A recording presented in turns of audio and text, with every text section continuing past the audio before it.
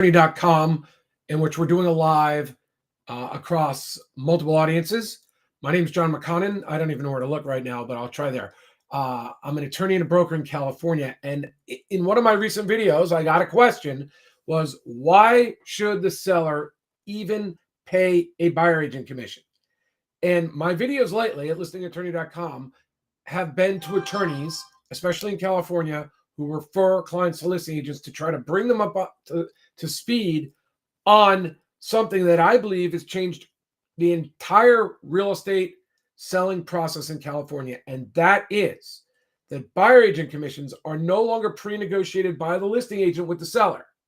And the listing agent's not saying real estate commissions are 6%. They're saying real estate commissions for my work are 2.5 or 3%, but the buyer may ask you to pay their buyer agent commission. So that money is no longer the listing agent's. The listing agent I'd like to review with you right now is not an attorney. If they are, then disregard this, and we're doing well. I am an attorney and a broker. My thesis is that in order to sell homes, residential real estate, using the C.A.R forms with realtors, a listing agent, it's incumbent upon the association of listing agent to say, you need to have an attorney on your team. You need to have an attorney, speak with an attorney before you sign a listing agreement, because very important things are going on. And with respect to buyer agent commission, there is a lot of risk that working with a realtor inherently using our forms brings upon you, and visits risk that you're not going to get out of when you work with a realtor unless you have an attorney on your team advising you.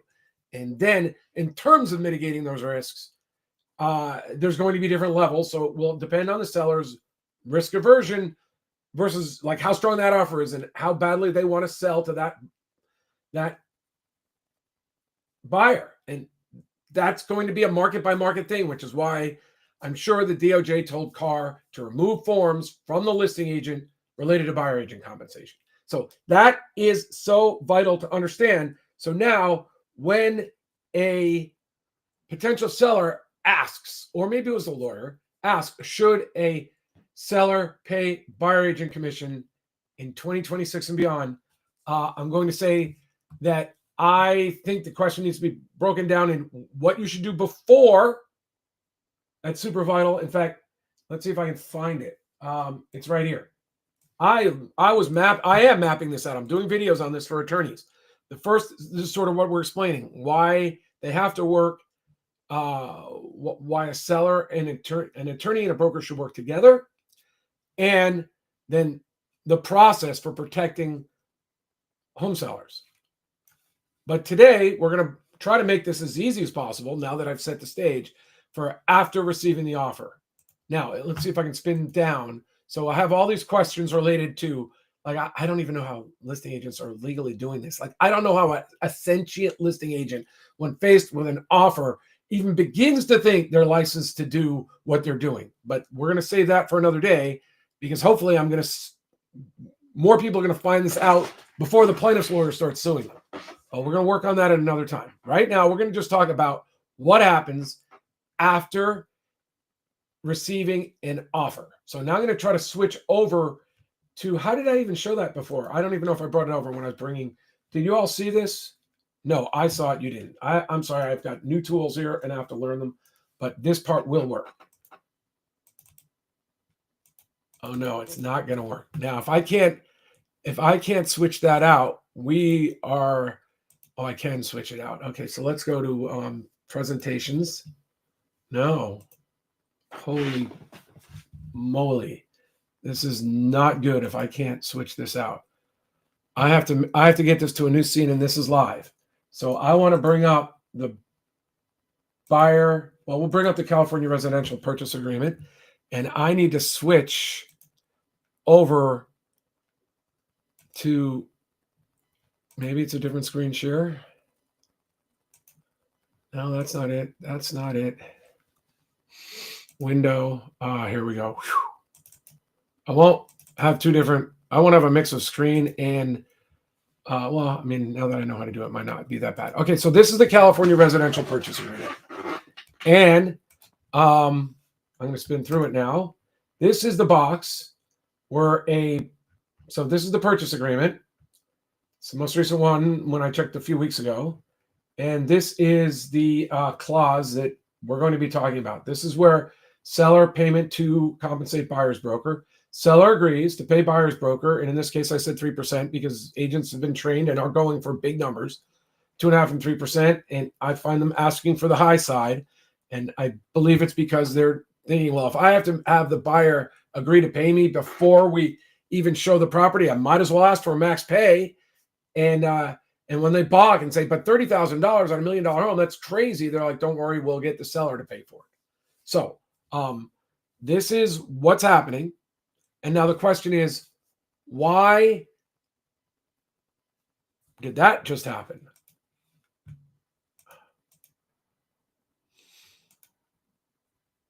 Wow. Well, I'll talk. Why would a seller agree to pay buyer's agent compensation after they got an offer? You've received the offer. You haven't agreed to pay buyer agent compensation anymore. You're just agreeing to pay your listing agent. Let's say it was 3%. You're paying your listing agent 3%. Your agent did some marketing, did some work, put it on the MLS, and you have an offer coming in. Let's even say, for the purpose of our scenario, the offer is you have $1 million listing, and the offer comes in at $990,000. Already within your price you could sell right now. In fact, you could consider saying, yes, I'll sell you my home for $990,000. We'll close on this date. It's all good. But I offer 0 buyer agent compensation. Now, what happens there? If you think about this, you've got an agreement for the purchase price of the home. And now I've got to delete these scenes and start again. I have to add that. If I don't add the media back in, it's going to be a lot harder to explain. Why isn't it showing?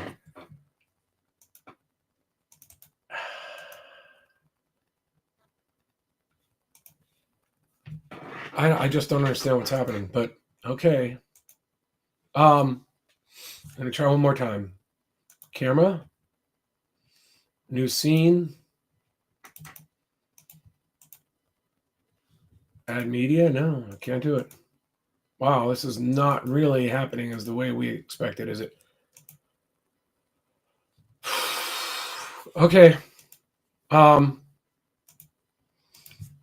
So the offer is,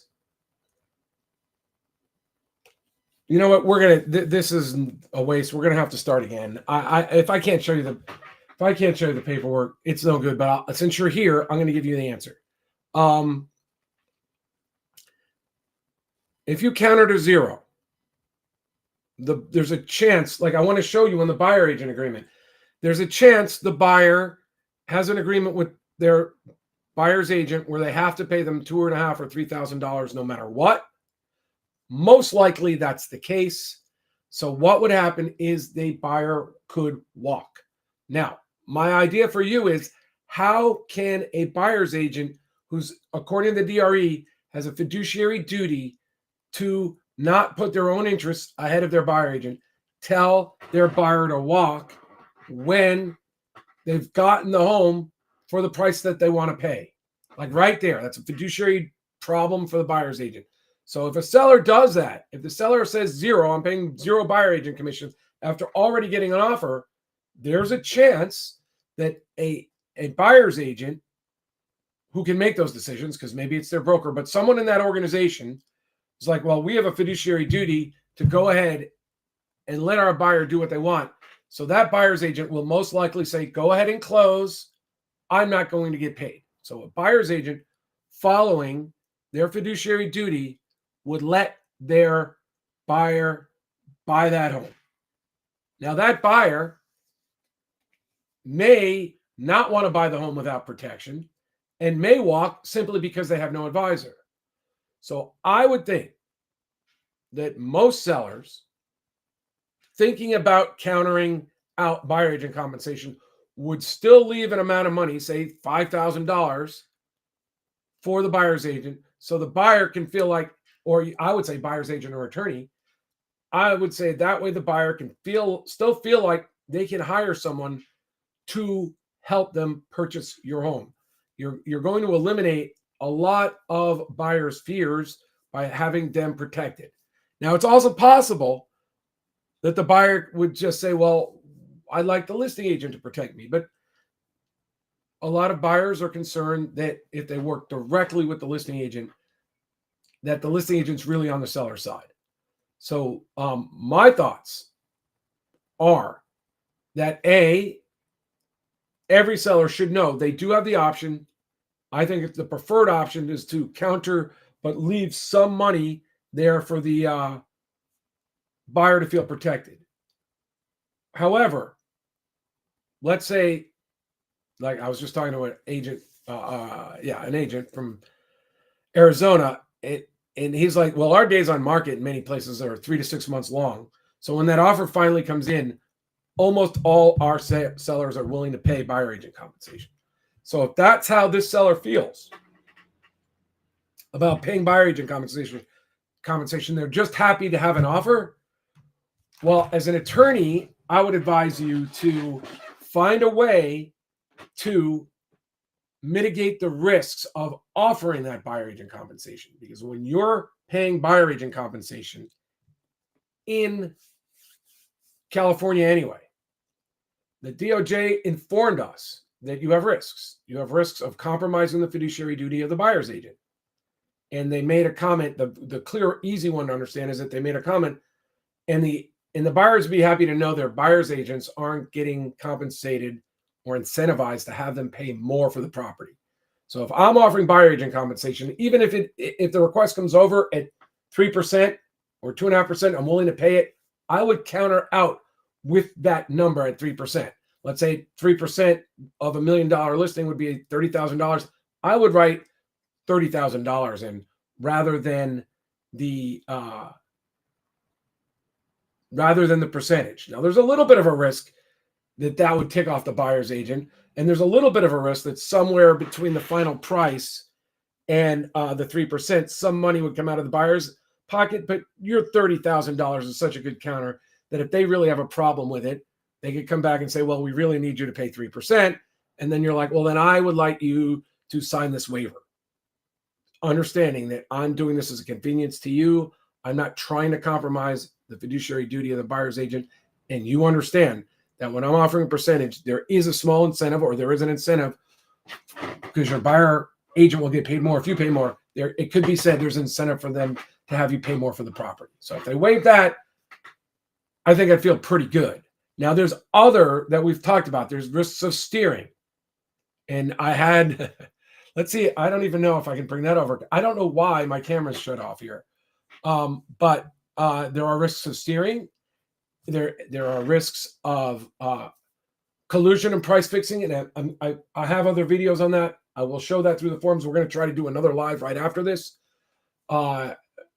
And if the cameras go away again, I mean, I paid for this subscription to this software, so I have no idea why that happened. But we're going to do we're going to do lives every day. I paid for the software. I got it all set up.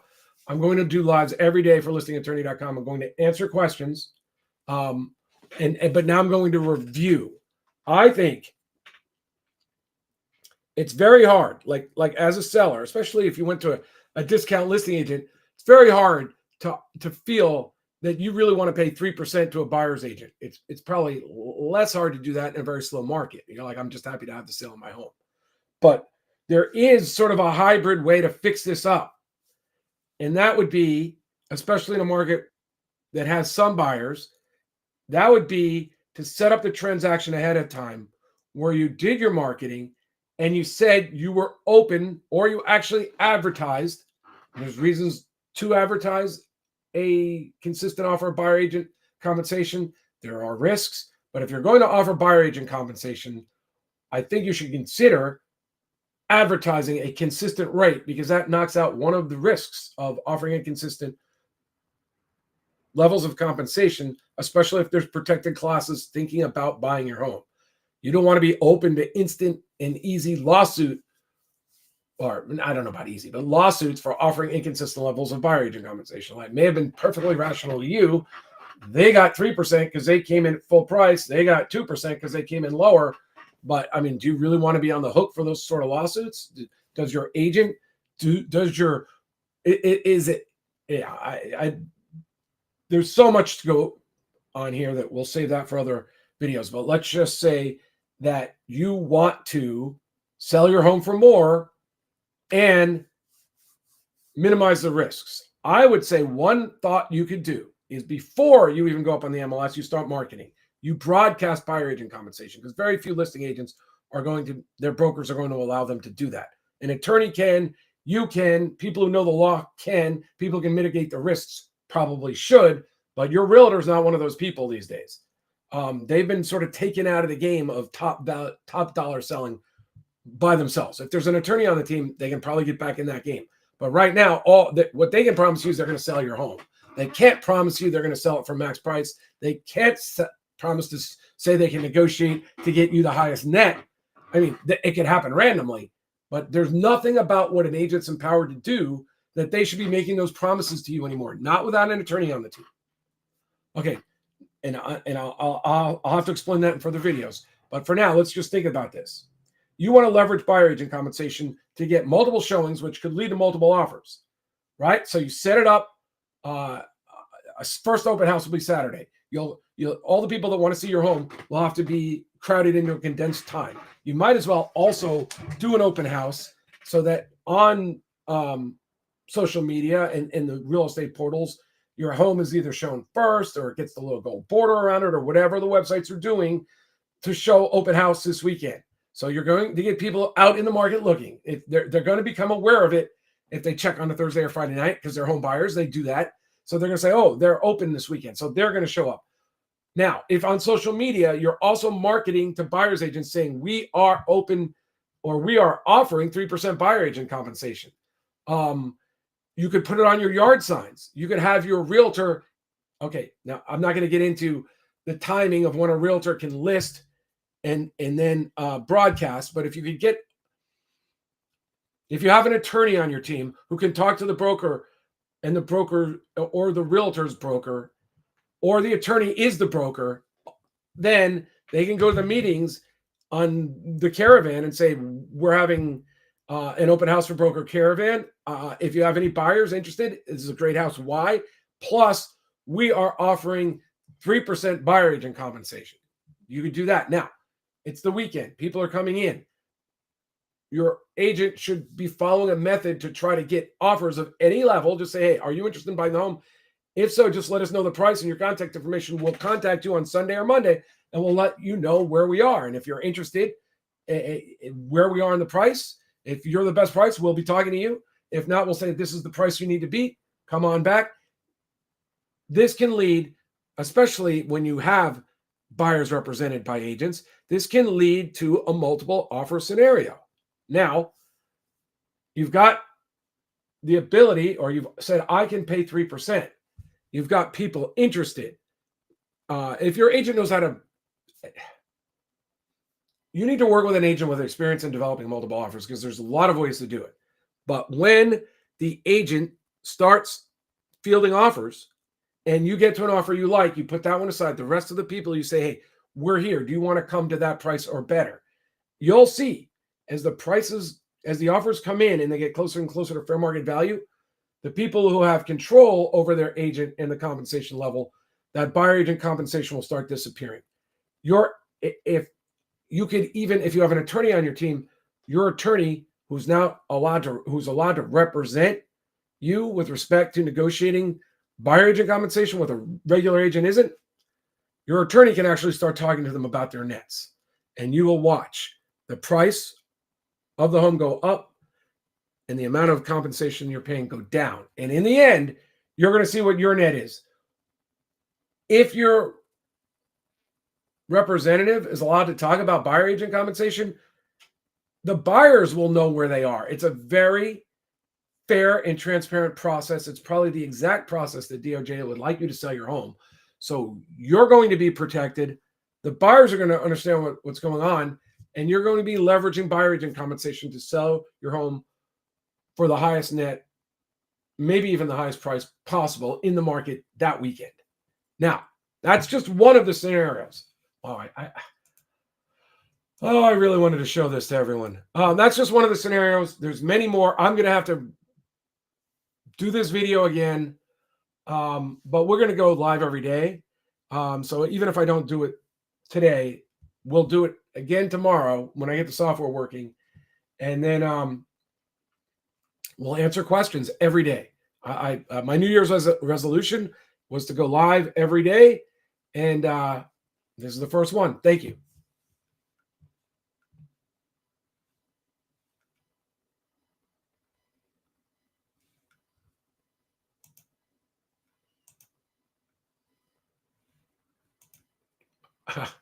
Well, this is good. I don't even know how to turn it off. That's interesting.